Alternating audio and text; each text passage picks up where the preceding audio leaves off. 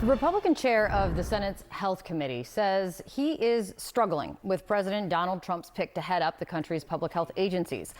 Robert F. Kennedy Jr. is who we're talking about. He wrapped 2 days of confirmation hearings that included many serious questions from senators about his views on a critical aspect of public health, vaccines. Watch this.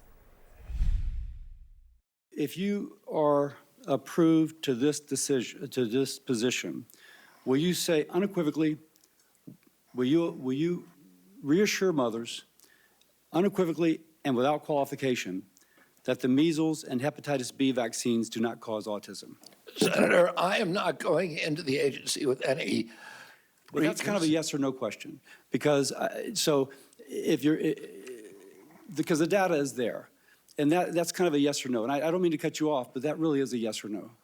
If the data is there, I will absolutely do that. Now there is the data. Just because I used to do hepatitis B, as I've said, I know the data's there.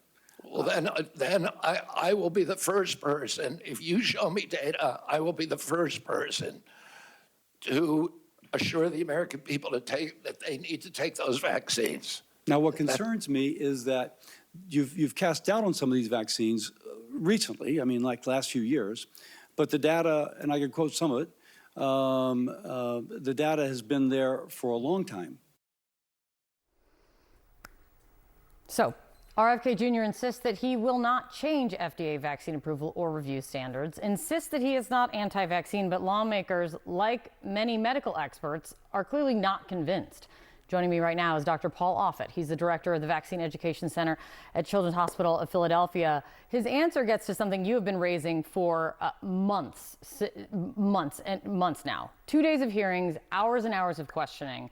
What is your overall takeaway from RFK under oath before the Senate? RFK Jr. is exactly who he's been for the last 20 years. When Senator Cassidy questions him about vaccines as a cause of autism, for which there's been dozens of studies showing that there is no association between getting a vaccine and developing autism, he says, if the data are there. RFK Jr. says, if the data are there. What is he talking about? Of course their data are there. He just ignores those data because it doesn't fit in with his fixed, immutable, science-resistant hypothesis that vaccines cause autism. His response should scare the American public, and it should scare Senator Cassidy. Yeah, when he says, show me the data, it almost should be read as, I don't trust any data. That's the only two ways you can kind of put it together, given when he's talking about hepatitis B vaccine especially. And he says he's not anti-vaccine. We know that that is fundamentally can't be true because he does not trust science, which also led to another very striking moment with Senator Maggie Hassan. Let me play this for you. I am the proud mother of a 36-year-old young man with severe cerebral palsy. Please do not suggest that anybody in this body of either political party doesn't want to know what the cause of autism is. The problem with this witness's response on the autism cause and the relationship to vaccines is because he's relitigating and churning settled science, so we can't go forward and find the cause of autism is what she's talking about. How is that going to manifest, meaning his refusal to accept accepted science? How is that going to manifest, do you think, or fear, if he is in charge of HHS? Well, his continual beating of the drum that vaccines cause autism continues to have an effect. So, for example, there was a paper recently published in the Journal of the American Medical Association that found that children with autism are less likely to get vaccinated than children who don't have autism. And in addition, younger siblings of those children who don't have autism, unlike their older sibling, also are less likely to get vaccinated. So what he's doing is he's lowering vaccination rates by sounding this false alarm that vaccines cause autism, and he simply refuses to agree. I think the thing that got me about Senator Cassidy, who I thought was very thoughtful in this hearing, was when he told a story about a patient he was taking care of who had a hepatitis B virus-induced cancer, and that RFK Jr. has decried hepatitis B. RFK Jr. said the hepatitis B vaccine doesn't work, even though when it was introduced in 1991 as a routine newborn vaccine, hepatitis B vaccine, we basically eliminated the 18,000 cases of hepatitis B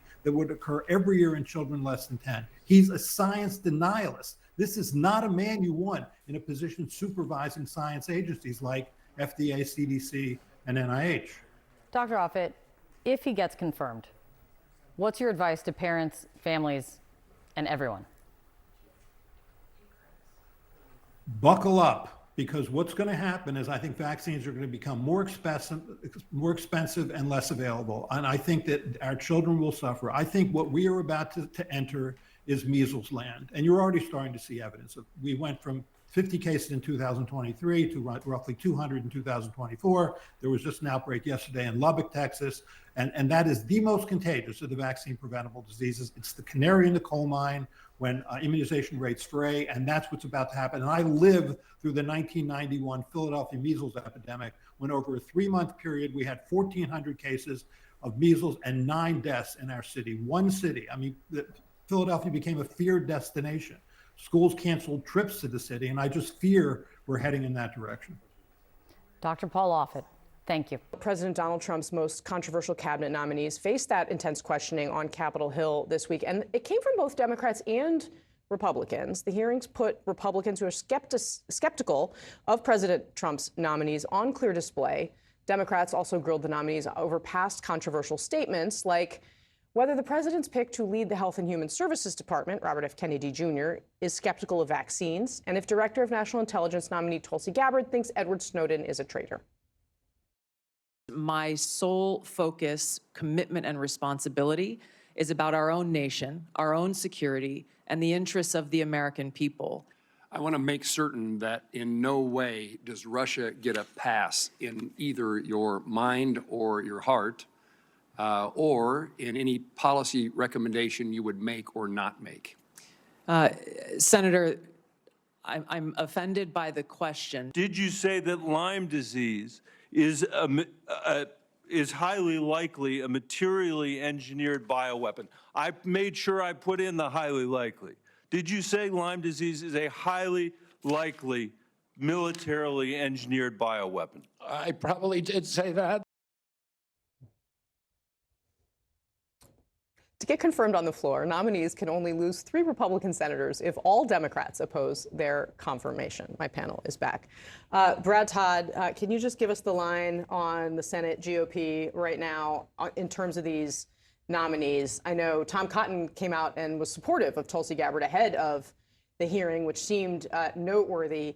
There also seems to be some interaction between, if Tulsi gets through, then Kennedy has more issues. What is your understanding of the landscape right now? Well, that's one of those vibe things. You know, I mean, most presidents lose 1 or 2, but nobody loses more than 1 or more than 2 nominees. Matt Gaetz has already gone. So there is some sense that history dictates that Trump won't lose more than 2. I don't know if that bears any resemblance to vote counting. Okay. I think Tulsi Gabbard's hearing was a little rough. I mean, you have to be able to say Edward Snowden's a traitor to win over the Hawks in a Hawk party. I think that was a mistake on her part. I think RFK Jr.'s hearing, to me, was the most entertaining, but it was a big mistake by Democrats. Elizabeth Warren and Bernie Sanders made him more confirmable. There's nobody in the Republicans dislike more than Elizabeth Warren, and it's for all the right reasons. But she should have gone with RFK and said, you know, look, I agree with you on abortion. I agree with you on affirmative action. I agree with you on guns. In fact, I like you more than any nominee Donald Trump ever has. If she wanted to sink him, she should have hugged him. But she doesn't get that. She wants to make sound bites for the left. And I know that, and that's what it's all theater for her.